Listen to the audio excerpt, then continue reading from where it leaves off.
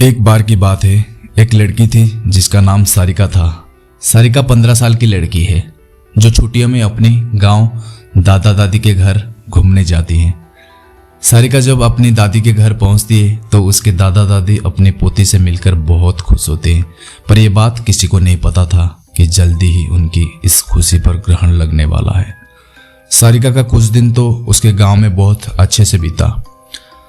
फिर एक दिन सारिका अपनी सहेलियों के साथ गांव में बगीचे में खेल रही थी।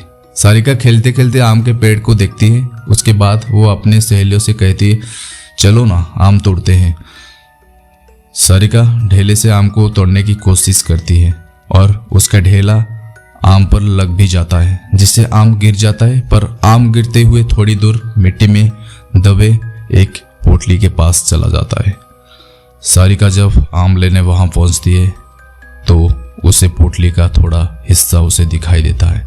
वो सोचती है कि क्या है ये सोचकर वो पोटली बाहर निकल लेती है।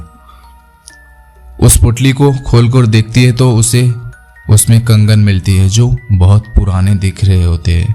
सारिका को तो पता भी नहीं था कि कंगन उसकी जिंदगी का सबसे भयानक हिस्सा बनने वाला है। वो कंगन उसे अपने और आकर्षित कर लेता है, जिसकी वजह से वो उस कंगन में अपने घर लेकर चली आती है। घर आकर वो सारी बातें अपनी दादी को बताती है और वो कंगन भी दिखाती है। फिर दादी ने जो कहा वो सुनकर सारिका डर से कांपने लगती है।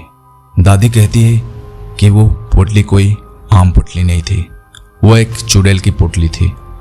तुमने ये कंगन उस पोटली से निकालकर उस चुड़ैल को गुस्सा दिला दिया है, वो तुम्हारे पास जरूर आएगी। सारिका डरते हुए दादी से बोलती है, मैं समझी नहीं दादी, वो क्यों और कैसे आएगी। दादी ने बोला, ऐसी ही पोटली में भटकती हुई आत्माओं को कैद करके जमीन में गाड़ा जाता है और तुमने उस पोटली को जमीन से निकाला है और उसका कंगन भी तुम लेकर आ गई हो। तुम इस मनहूस कंगन के साथ उस चुड़ैल को भी अपने पीछे लाए हो। ऐसे भटकती हुई गुस्सेल चुड़ैल अपना बदला लेती है, वो चुड़ैल भी हमसे अपना बदला लेने जरूर आएगी। सारिका इस बात से डरती तो है पर उसे ज्यादा यकीन नहीं होता। वो जाकर अपने कमरे में सो जाती है। उसी रात को करीब 1 बजे उसके कमरे की लाइट जलने बुझने लगती है। सारिका की नींद खुलती है तो देखती है लाइट नहीं है। वो अपने बिस्तर के बगल रखे टेबल पर पानी पीने के लिए मुड़ती है। तभी वो देखती है कि टेबल के पीछे कोने में कोई औरत बैठी है जिसकी आंखें एकदम लाल है और एकदम से उसे ही देखी जा रही है। सारिका चिल्लाते हुए अपने दादी के पास जाती है पर दादी के कमरे में दादी उसको नजर नहीं आती। वो अगले कमरे में जाती है तो दादी उसको जमीन पर गिरी मिलती है। सारिका अपने दादा को खोजने जाती है पर उसके दादा उसे कहीं नजर नहीं आते। वो दूसरे कमरे में जाती है तो दादी उसको जमीन पर गिरी मिलती है। सारिका अपने दादा को खोजने जाती है पर उसके दादा उसे कहीं नजर नहीं आते। जब वो पूरे घर में अंधेरे में खुद को अकेला पाती है तो डर के मारे बेहोश हो जाती है। सुबह उसकी नींद खुलती है तो उसे अपने दादा दादी दिखते हैं। वो अपने दादी को सारी कहानी बीते रात की बताती है। दादी बोलती है, हम दोनों अपने कमरे में ही थे। दादी सब समझ गई। उन्होंने बोला, ये सब उस चुड़ैल का किया है। वो कंगन उस पोटली में वापस रखना होगा वरना वो यहाँ से नहीं जाएगी।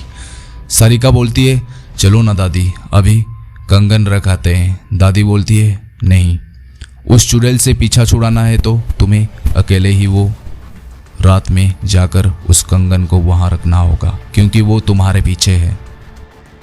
सारिका हिम्मत करके कहती है, ठीक है, मैं जाऊंगी। दादी ने बोला, ये सब वो चुड़ैल इतनी आसानी से नहीं करने देगी। इसलिए दादी ने उसे रात में जाने से पहले एक मंत्र से युक्त ताबीज उसके हाथ पर बांध देती है।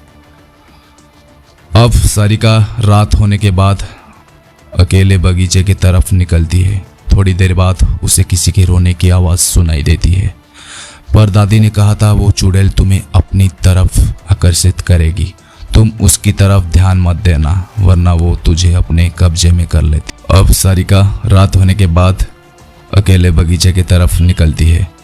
थोड़ी देर बाद उसे किसी के रोने की आवाज़ सुनाई देती है। पर दादी ने कहा था वो चुड़ैल तुम्हें अपनी तरफ आकर्षित करेगी, तुम उसकी तरफ ध्यान मत देना वरना वो तुझे अपने कब्जे में कर लेगी। एक बार उसने तुम्हें अपने कब्जे में कर लिया तो फिर कोई कुछ नहीं कर पाएगा, वो तुम्हें मार भी सकती है। सारिका इस बात का ध्यान रखते हुए ईयरफोन लगा लेती है और गाना सुनते हुए चलने लगती है। तभी कुछ दूर जाने पर उसका मोबाइल काम करना बंद कर देता है। फिर वो चलती रहती है और उस पोटली के पास पहुंच जाती है। तभी उसे महसूस होता है कि पीछे कोई खड़ा है। पर दादी ने कहा था उसे उसकी तरफ मत देखना, तो वो नहीं देखती है और डर के वजह से वो पसीने से लथपथ हो जाती है। फिर वो हिम्मत करते हुए उस पोटली को खोलकर उसमें कंगन रखती है और जमीन में गाड़ देती है और आंख बंद करके बहुत तेजी से वहां से भागती है। सीधे अपने घर आकर ही रुकती है। चुड़ैल से तो उसका पीछा छूट जाता है, पर वो इतनी डर जाती है कि दूसरे दिन ही वापस शहर अपने मम्मी पापा के पास चली जाती है। सारिका की जिंदगी का वो खौफनाक हिस्सा जिससे वो आज भी सोचने पर डर जाती है। तो दोस्तों, ये कहानी आप लोगों को कैसे लगा हमारे कमेंट बॉक्स में बताइए और चैनल को सब्सक्राइब कर दीजिए, लाइक कर दीजिए और शेयर कर दीजिए।